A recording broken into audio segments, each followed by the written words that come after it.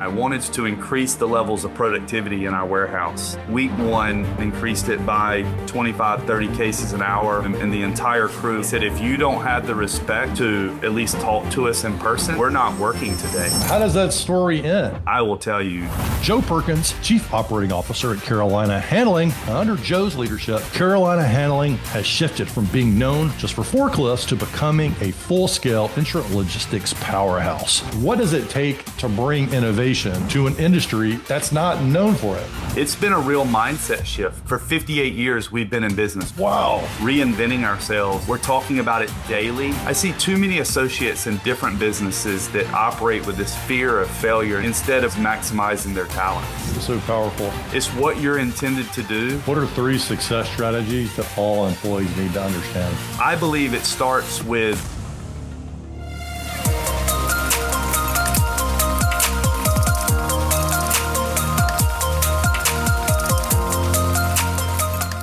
Hey there, and welcome back to Lead the Team.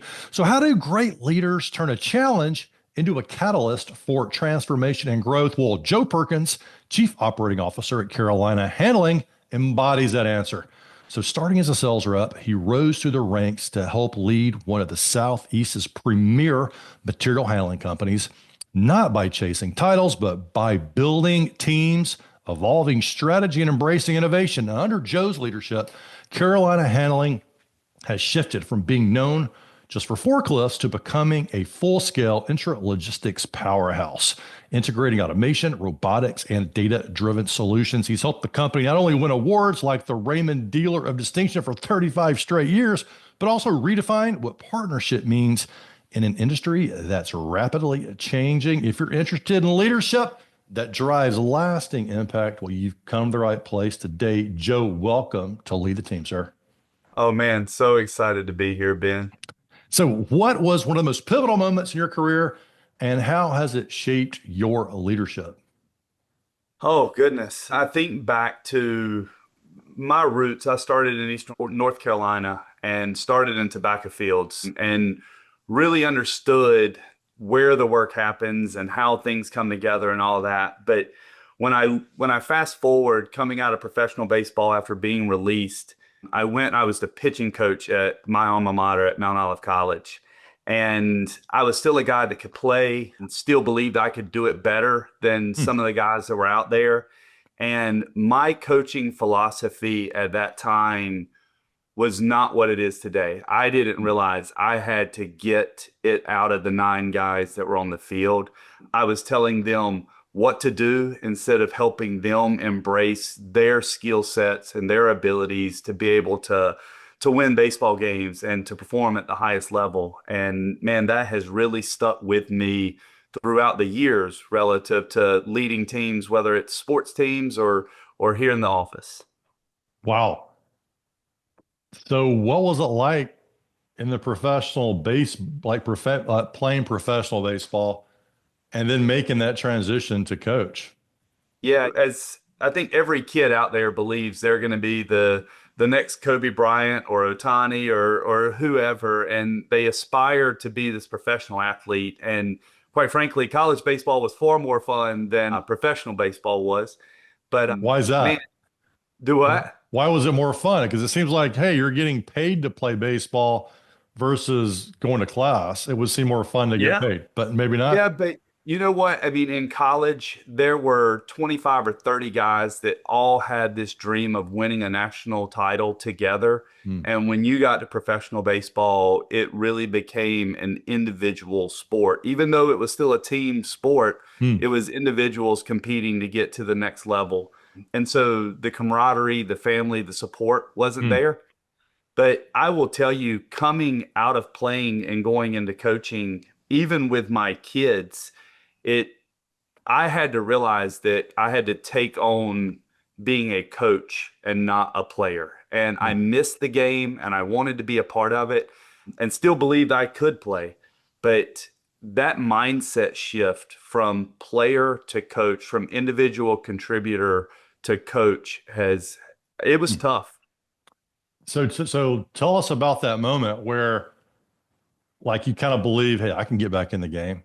I could pitch, I can do it better than these guys can. And then all of a sudden, too, what was a moment when you're like, wait a minute, I need to take a step back, get some perspective here, Ben, and, I'll tell and shift you, man, I'm roles. 48 and there's still days where I think I can go out there and play. My body says different and a lot of the metrics say different. I But get it. Yeah. I think where it really shifted for me was conversations that I started having where Hmm. I would go out and ask a guy why it wasn't happening, and they would just look at me with this dumbfounded look. And it dawned on me that I wasn't sharing with them how to use what they were given. And no different than today in our business, there's Hmm. instances where you go out and you ask someone to do something, and maybe they're fearful of telling you they don't know how, or they don't understand that they have this unique talent. So telling just Wow. doesn't work. Hmm. Telling doesn't work. Yeah, because they're not. I love that. Like it's so easy because it's interesting for the listener to think about that. Like as how this translates as a leader who you understand your business, but the effectiveness of a leader is not about telling people how to do what exactly how you would do it. It's to being able to reach them in a way where they get on a mission to figure out how they can do it and how they can work through the challenge. Is there a time where you weren't getting through to somebody and then you kind of changed your approach and something clicked? Yeah. And I spend a lot of time reflecting on previous conversations in preparation for the next one-on-one with an Okay. associate. And I have learned a lot that asking more questions, really getting through to the why they make the decisions that they do, and understanding their passions and what drives them. Even going back to when you think about sports teams, I mean, it's really about putting the right person in the right seat to Hmm. maximize what they can do and what they want to do. Hmm. And I believe those are things that drive people. I love that. Yeah, getting them in the right seats. Yeah, I don't want to date your episode too much, but the Lakers just got bounced out of the NBA playoffs, and they've got the two best offensive weapons in No the kidding. NBA. But turns out you got to have some defenders on the floor. You do. Have some other people in those seats. Yeah, it's so powerful. Well, thinking about, what one thing that came up for me and looking at you and your industry and the innovations you brought so far, I would say and you might not describe it this way, but I consider your industry to be a little bit more of the old school perspective, right? In terms of you've got, was it, you guys have won this dealer award for 34 straight years. Yet you're bringing innovation. And what does it take to bring innovation to an industry that's not known for it? In fact, it might even be entrenched in a lot of ways in doing things the old way. Yeah, and then I'll tell you, we've not only had to overcome that with the industry and with our customers, but also our associates internally. Because, I mean, for 58 years, we've been in business. We started as a forklift company. We still are a forklift company. I mean, we work on forklifts, we sell forklifts, we rent forklifts. But I tell people often, you sit next to someone on a plane and they ask you what you do, and you tell them you sell forklifts, they put their AirPods in pretty quickly. So we had to reinvent ourselves to serve our customers. And that's really what drives our business is understanding what's coming and what's next. And the industry, the customer, the consumer has changed so much, especially post COVID in the demand at the consumer level. So we're constantly looking out, trying to figure out what is next. But it's been a real mindset shift because our associates still looked at us as a forklift company. We're talking Mm-hmm. about it Mm-hmm. daily around reinventing ourselves and changing in a way that serves our customers at the highest level. And so you're listening to the customer, you're making your shifts based on what they need. What are you doing to engage your team and engage your employees in adjusting to that and making that change, even when change is difficult? So lots of training. We spend a lot of time giving 3 to 5 year vision to our associates, where we believe the customers and the industry is heading, But I would say even bigger than that, we're engaging them to think about what can they do? What do they see as Hmm. innovative strategies that we can bring to market? And just in the last couple of years, we've had some ideas that, quite frankly, I don't know that the executive team would have ever thought of that we've brought to our customers that have been embraced in ways that we never fathomed. And when our associates see that they have that ability to bring those ideas forth, that we'll act on them, it encourages others to do the same. Wow. Very, very good. And so along those lines, what's the one trait you wish you could instill in every employee? And why do you think it's so important? One trait, I'm going to ask you to give me two because I talk to our people a lot about courage and ambition. And I'll start with ambition because we we claim and we believe and we lead this way that we are an associate-led organization. We want every associate to grab their piece of this business and make it their own enterprise and to run it like it's theirs, Hmm. whether that's them serving someone upstream, downstream, the customer themselves, whatever it is. And we want them to embrace that strategy. I said courage because I think we live in a world today where associates fear making a mistake. And we encourage that mistake. Obviously, we don't want mistakes that impact the customers in a negative way, but I want our associates to feel comfortable in being able to test the boundaries and to do new things and to bring those ideas forward. And you know what? If we find out that it's a failure, Hmm. we'll scrap it and we'll move on. Or if we need to tweak something, we'll do that. But too many, I see too many associates in different businesses that operate with this fear of failure and just come in and do what they're told instead of going back to what we were talking about earlier, which is maximizing their talents. Hmm. Yeah. Definitely a big difference when you think about that for yourself, but when you amplify that lesson across the entire organization, you can get a cumulative impact and start getting results in a new way. Is there a Absolutely. favorite innovation or something along those lines or change where someone took a risk and it paid off inside the organization, maybe in an unexpected way? Yeah, I mean, I think of one story where a guy went out and he made a mistake in a sale to a customer and realized that he had priced the equipment incorrectly. And everyone was frustrated because we had lost money and things like that. And it was a few days later that the customer called back and added much of their fleet on service, and it had opened a door that otherwise wouldn't have been opened. And so, yeah, I mean, it created additional business. Now, granted, we were able to celebrate the fact that that mistake led Yeah. to success, Like, whew, but still, just one of those examples. yeah. Yeah, really good. It's not always about correcting the mistake. It's about like making that mistake right and maybe profitable, help it fit into the overall, helping it work out for everyone. And I love it when they Well, one can. of the things we keep trying to tell our associates is as long as you're acting in the best interest of the customer or your fellow associate, then we believe you're making the right decision. So feel free to go and do what needs to be done. And if we've got to come back and talk about it later, then we'll do that. Yeah. Wow. Love the creativity behind that and the customer focus. On the flip side, without including names, what's your most colorful story of when someone quit or was fired along the way? Man, this one will live in infamy. I deem the guy that will not fire anyone. And I have this strong belief that I can work with people and I can get them where they need to be. But I had one guy that I had done everything I could possibly do, and it wasn't working.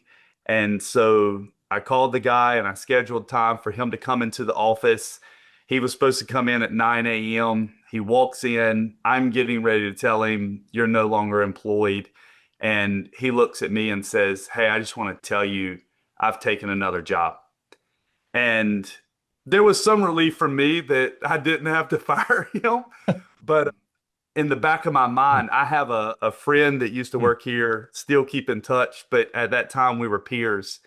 And before the guy could leave my office, he was texting me saying, I told you you couldn't fire anybody. Yeah. So what is it like having that reputation? I can see pros and cons to the reputation of, hey, there's the executive. He's not fire people. Yeah, Well, no, for sure. And I've embraced it.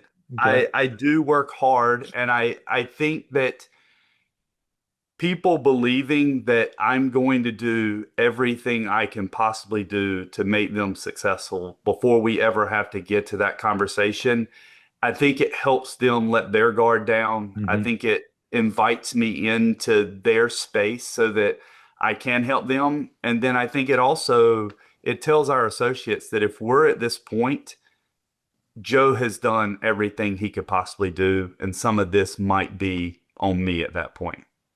But you're like, I've never fired anybody until now. You don't want to be the one.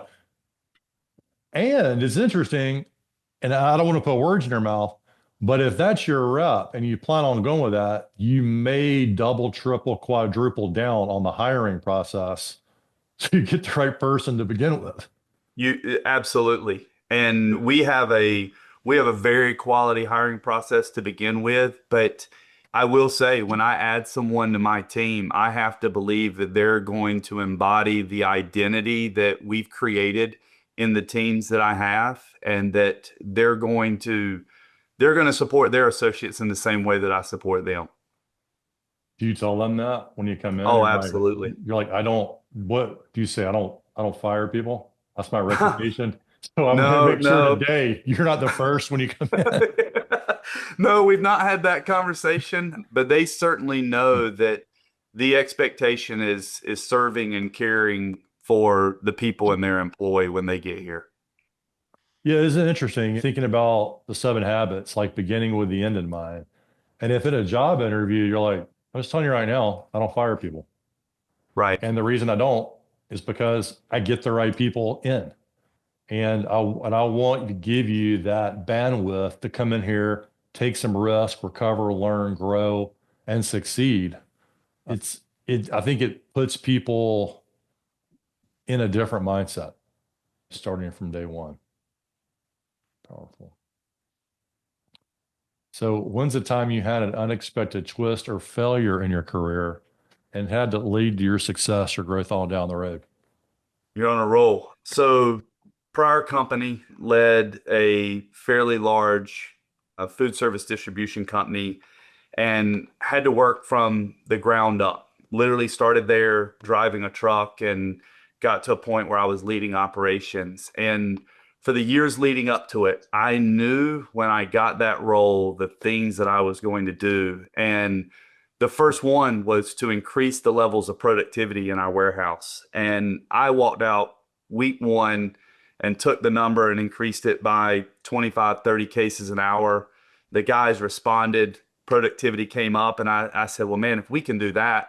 A month later, I went and turned that dial a little bit more. They responded once again. And so a few months later, I decided, well, man, if I can do it twice, no reason we can't do it a third time.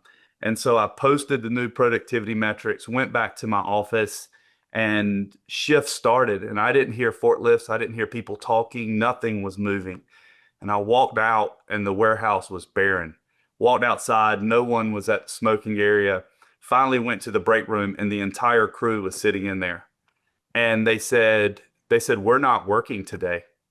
They said, if you don't have the respect to include us in these discussions and you don't respect us enough to at least talk to us in person, then we're not going to go out there and work. And man, it was shocking because we service 400 restaurants every single night. And I was thinking, how am I going to pull these groceries? So, man, it is, and I'm reading a book right now, or I've read a book on compassionate leadership, and a big piece of that book talks about doing hard things in a human way, and the fact that you've got to have those conversations. You've got to have the courage to be in front of your people. But that one has stuck with me. Certainly am much more inclusive in decisions that affect people, Mm. especially their lives and their livelihood. But yeah, that one definitely sticks with Wow. me. And so, how does that story end? Are you just out there in the warehouse all day by yourself? Or, Yeah, I mean, there were a few of them that decided they were going home that night. They needed to think about it, and I did have the respect of enough of them that I told them we would talk about this, that that was not going into effect that night. But I was in a t-shirt pulling groceries until 3 o'clock in the morning. So yeah, definitely lesson learned. man, what an amazing lesson. And because you shared that with thousands of people right now, hopefully many other people will avoid that mistake. And it was about, so did you recover from it by getting everybody like talking through their goals and their productivity measures, or how did you Yeah, get over? the wild thing about it is that after that, we actually pulled together a team that wrote a document. We called it Champions of Change. And it talked about the identity of that facility and who we were going to be, how we were going to serve our customers, how we were going to serve each other, what we could expect. And there were members of that team that were actually part of helping us put it together. And out of that event, we actually came out stronger, and we actually wound up blowing the top end out of the productivity numbers that I had originally thought were reasonable. So yeah, it ends well, but Wow. that night was certainly a turning point. Yeah, sometimes, and also just to play it, that could lead a lot of leaders in a panic.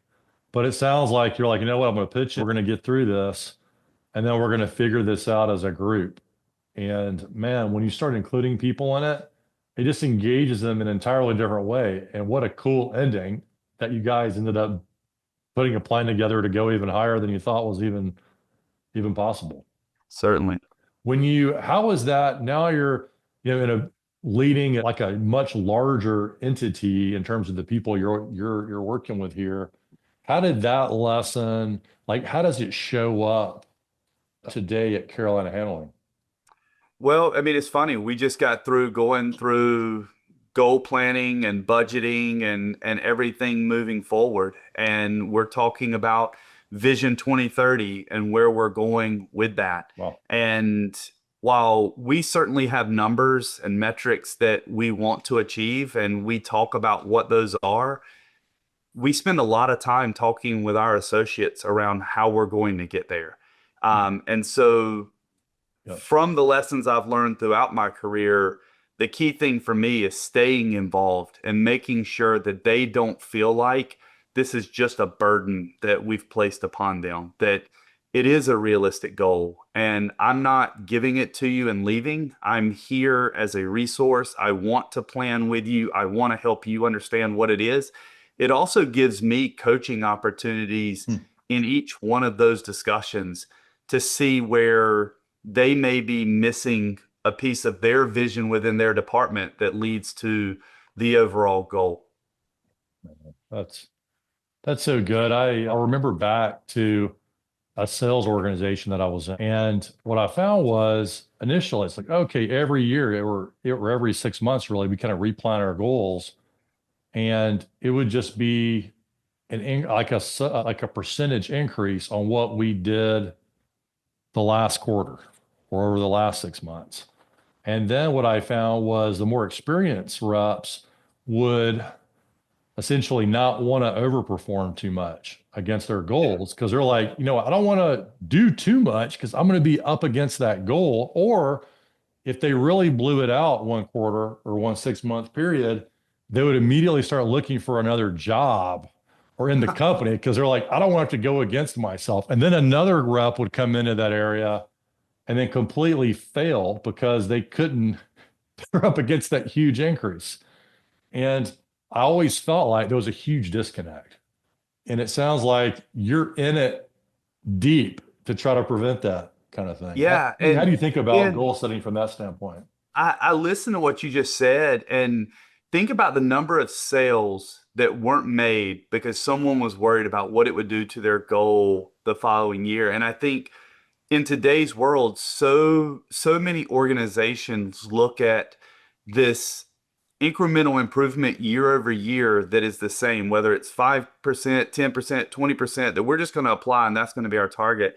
We we really strive to make sure we talk about potential Hmm. because there's sometimes that the market shifts in a way, whether it's economical pressures or we serve a lot of different verticals and there may be a certain vertical that's struggling. But what is the potential? And what we found is that when we seek potential, folks get much more comfortable in exceeding 10% because the Okay. opportunity is there. Hmm. And they know that we're going to be fair in years to come where the opportunity may not be there. We just had that with one particular group here where we knew the market was going to be down this year. We Yep. didn't ask for the same growth that they had last year because it wouldn't have been possible. And how demoralizing as a leader to be told you've got to go get something that isn't possible. So we work with them to set these goals and hopefully they believe in them. Yeah, it's so good to see the top executives getting into the weeds on that because I mean, I've seen it so many times where like, what's your stretch goal? Well, like, I gave you my stretch goal. Like, no, no, no, no. But it's even further than that. That's not a real stretch. And there's a discussion, but the discussion never gets to what you said. Really, what's the potential of your territory or your industry or your vertical or your client base? And then identifying that and then letting them get creative and engage around that. And so I think that's a really very logical way to go about it. But I suspect it's the harder way to go about it. It's much easier just to peanut butter spread a percentage and copy the formula down the spreadsheet. Well, I think it's harder for them too because it requires them learning their business at a deeper level and understanding that Excellent. potential so that Yep. they can have the other side of that conversation where they can push back and say, no, we can't do this because and bring those factors that are very real. I want to go back to something you said earlier about not enjoying the firing process and not doing that, and having that reputation. That also means that you are probably focused on growing people from within, developing your people, because you're not going to be as prone necessarily to hire from the outside if you're slower to fire. Uh, and your industry and your vertical and you've gone way beyond forklifts now. So Hmm. you've got a team in a lot of ways that was built to be successful in one industry, but maybe not built to succeed in others. And so how do you think about developing your team internally when there's so much change? You guys are expanding into different verticals. It would seem like the internal development thing needs to be on steroids to keep up with that. But I'm curious how you think about it. And I will tell you the internal development here is on steroids and it is something that we focus on. And we believe very strongly in pouring to our associates. My whole thing is I want everyone going home a better version than what they arrived. Hmm. And we've got tons of leadership capital and content that we pour into our associates. We have a program called Lift, which is lifting individuals for tomorrow that our Oh, learning nice. and Okay. development team has put together, Yeah. all focused around Maxwell and a lot of other leadership content. But you'd be amazed. We hire very few people that come from within the industry. We seek to Hmm. hire people who have that ability to grow and to lead and to become a better version of themselves. And I mean, I don't think it's any different in any business. You find that individual who can lead people, you find that individual who can take a task and create a level of support that others cannot. They can figure out the details of what you're doing, whether it's Hmm. forklift or computer or pharma or food. They'll figure it out. So we're all about hiring good people that we can develop. And I think that has really contributed to a lot of the success and the growth that we've had. So you're also making your hiring process more challenging from that because it's much easier to go on LinkedIn and look for this. But what you're saying, you're hiring more from mindset. At least that's my interpretation of it. Do you have a question or an approach in your job interviews that helps you reveal that and really know that this person has that way of thinking or being? So one thing we've done as an organization is that every role at this company has two, three, four things that describe what good looks like. So when we talk about a sales rep, we know these are the three things we're looking for in this interview, Mm-hmm. whether it's work ethic or something else. And that's for every role in the company. And so the questions for every interview vary relative to finding those three, four things that we're looking for in that individual. Now, when you get into specified roles like engineers and technicians and things like that, obviously they have to Works come out. with some of that skill set. But when it comes to the individual, we know what, or we believe we know what good looks like and what we're looking for. And our managers are trained to look for those things. They believe in those things. And ultimately, it leads to us finding those things. What are three success strategies that all employees need to understand? Getting ready to speak on this once again here coming up at our summit. And I call it our postcard view or my postcard view because Hmm. when I can see a place, I can create my strategy in getting there. So I believe it starts with that vision. Where are you trying to go? And can you put it into words so that someone else can see it and feel it? Once you have that place picked out of where you're going and what success looks like, what is the plan that's going to get you there? And not only the plan, but if there's a roadblock or a challenge along the way, how are you going to overcome the obstacles that may jump there? And then the last piece I would say is the accountability. Last year, when we did this at our summit, and I asked or ensured that we had accountability. I've got a stack of letters on my desk, emails that I've printed where guys have told me their stories. And I mean, there are things like one guy wanted to take a 1,500-yard shot, and he has detailed his story and he uses me as his accountability partner to keep doing the things that he needs to do to train to take that shot. One guy wanted to tackle class 5 rapids. And I mean, these aren't things I don't necessarily care that they're These are business people in your related. company. These are They're sharing their personal Yeah, goals with because like you. I told you earlier, Hmm. it is about making people a better version of themselves. Because when they show up as the best version of themselves at work, we get the best version for our customers and for those fellow associates. So, I Hmm. mean, I I love talking about it like a postcard, like planning a trip, but I mean, I'm responsible for planning trips in my family, and my accountability is my wife and kids. They're asking me all the time, "Where are we going this year for our Christmas vacation?" And I have to make sure I stay on top of those things. So I want to hear, I'd love to hear more about your employees sharing these like class 5 rapids. Are you asking them to email you their big personal goals? Is that, or how does that work? Yeah, so when we came off of our summit last year, I asked them we gave them a postcard.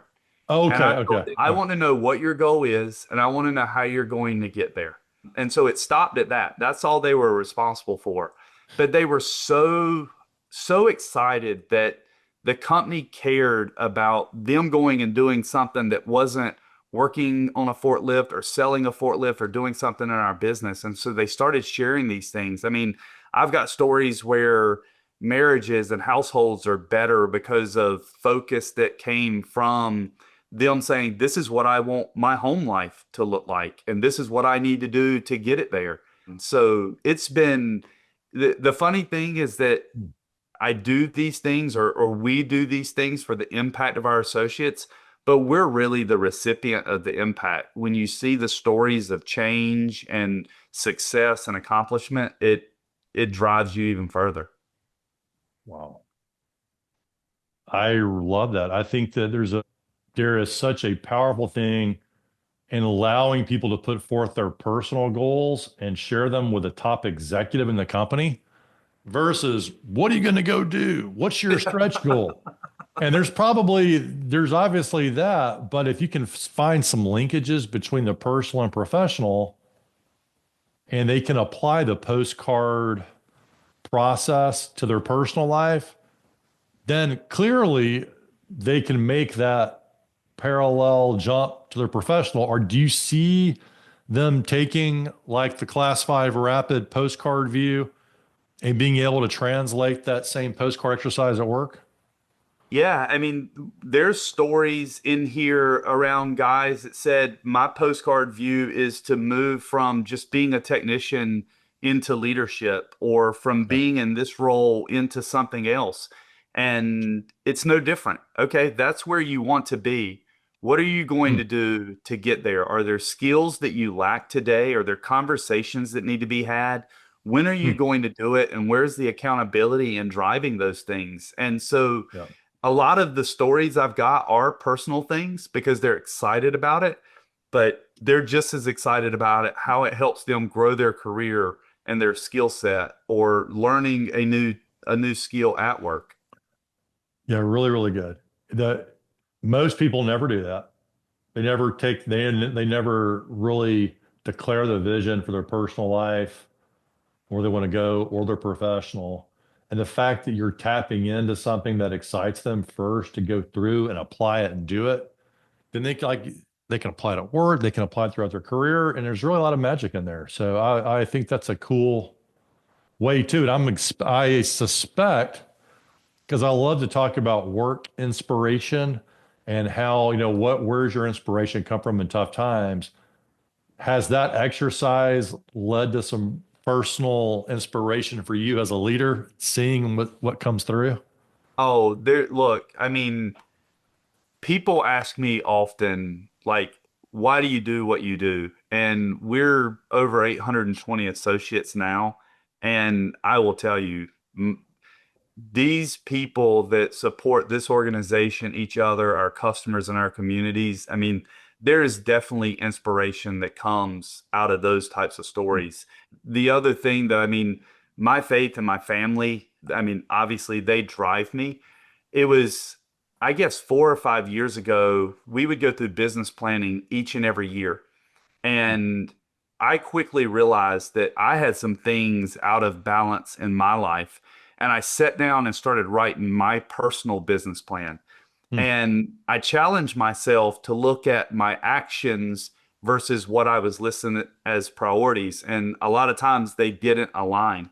And so every year from that point forward, I have written a personal business plan that Hmm. aligns with faith, family, Carolina handling, and what I need to do. And it's crazy because most recently I went back to that plan. I review it quite frequently, but I was in Philly, was leaving on Thursday, needed to be in Atlanta on Friday.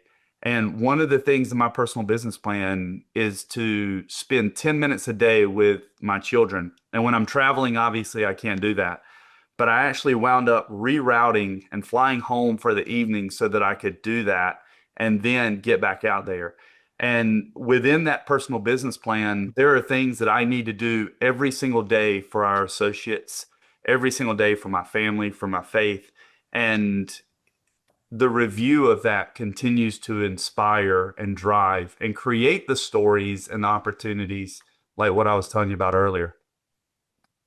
Yeah, love that. And that's a really cool example of maybe it's a little harder on yourself to reroute your flight plans, but just spending a few minutes with your family and being fully present matters. In fact, it reminds me of a Simon Sinek he's a well-known thought leader out there, and we talk about him periodically.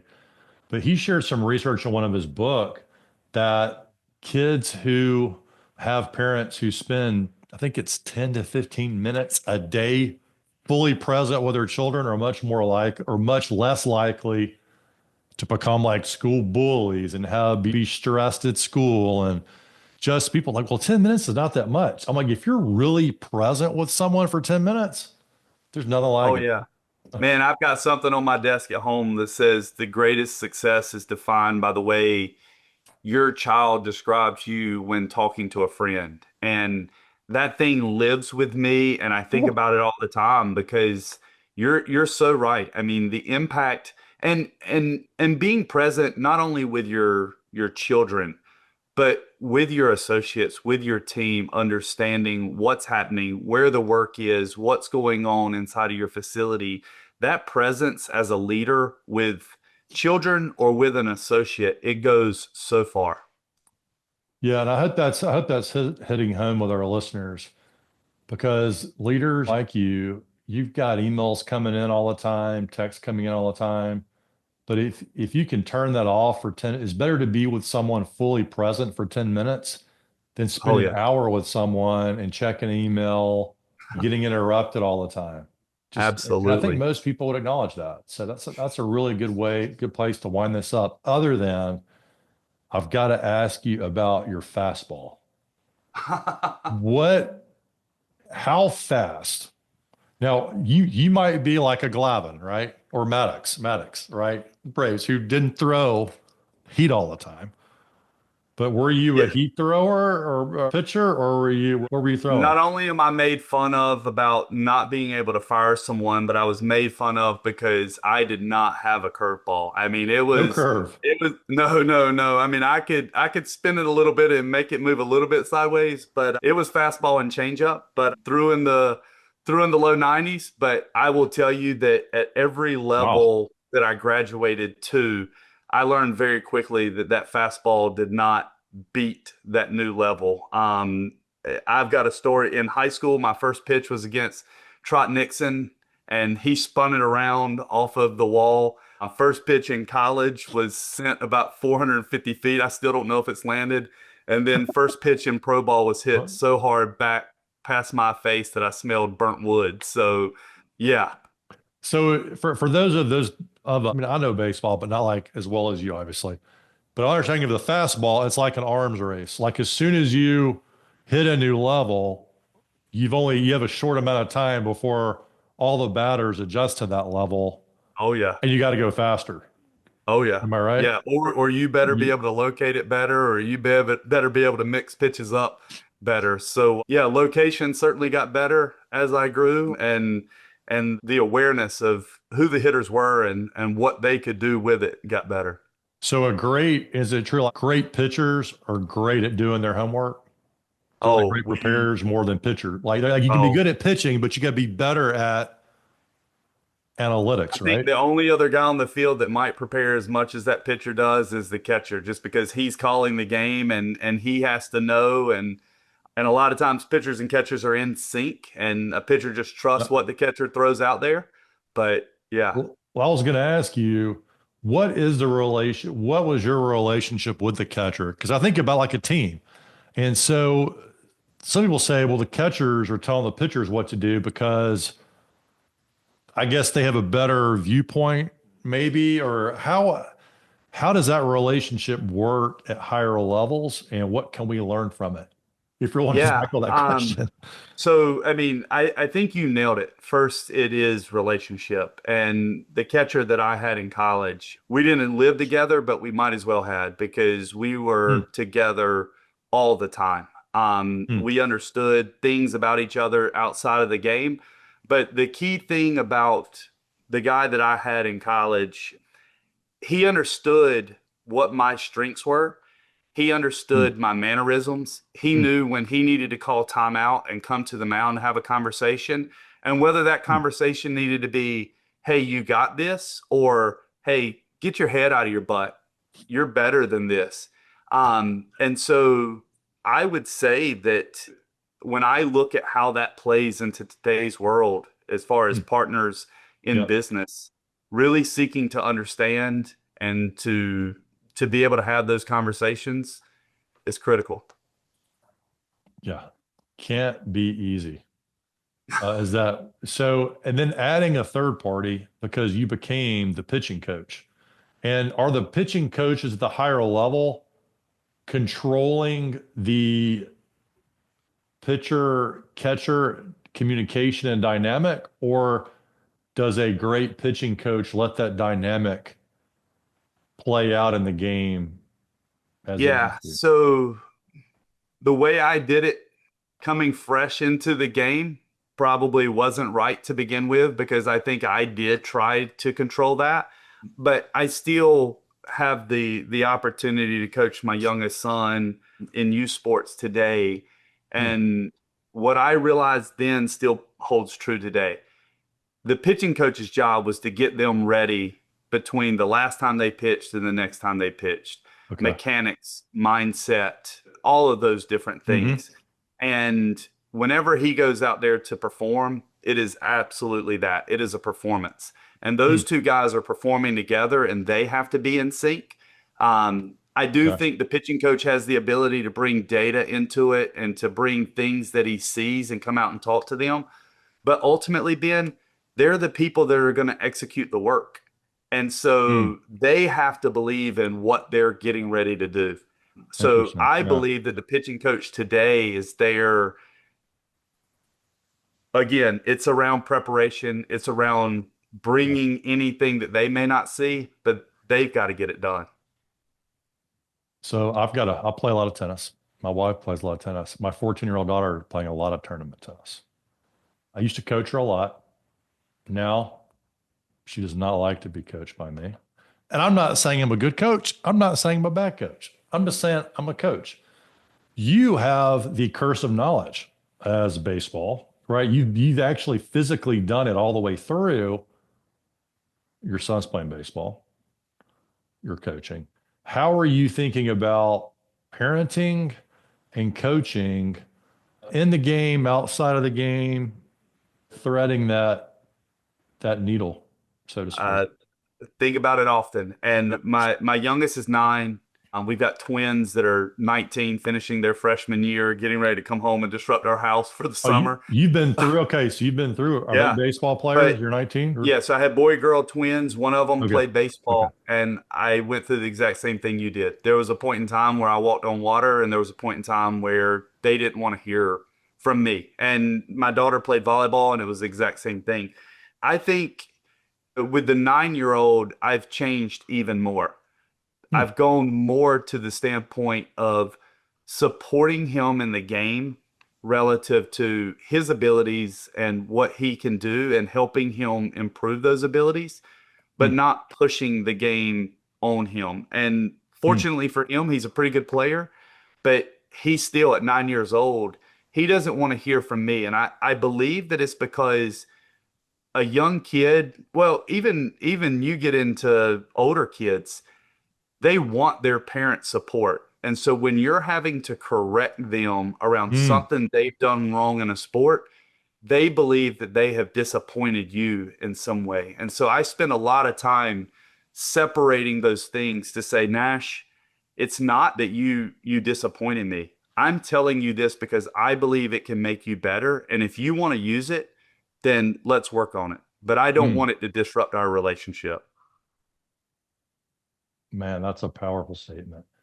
What I process is like it's so important in interacting with your children and your team that you declare your intent, your positive intent. And like, hey, this is not disappointment. This is, hey, I see possibility for you and I want to share it. And in the name of making them better, but not as disappointment. I think that's a great thing because if you for all of us, if we start coaching our kids out there, they're going to filter that as I did something wrong. Yeah. And Ben, look, I'll be on the baseball field tomorrow. We're talking about leadership. The number of parents that are screaming, throw strikes, hit the ball. And it's like your kid's not out there not wanting to throw strikes Yeah, or not they wanting want to to be a hit. hero. Yeah. Yeah. Yeah. And so when Well, they hear yeah. that, it's like, I mean, the disappointment just continues to mount. Mm. And yeah. Wow. Well, we got a little leadership, we got a little parenting, we got a little coaching, we got a little everything. In Joe Perkins' interview, Joe, what's your parting thought for our listeners? Oh, goodness. Pour into your people. And I Hmm. mean, we did. We talked about coaching, we talked about parenting, we talked about work. It doesn't matter which vein it's in. Hmm. Be present, pour into 'em, help them maximize their talents, their skill sets, their abilities. It's what you're intended to do and the inspiration that comes from it, the gratitude that Hmm. comes from it. It's not always instant, but when you get to see it, it's incredible.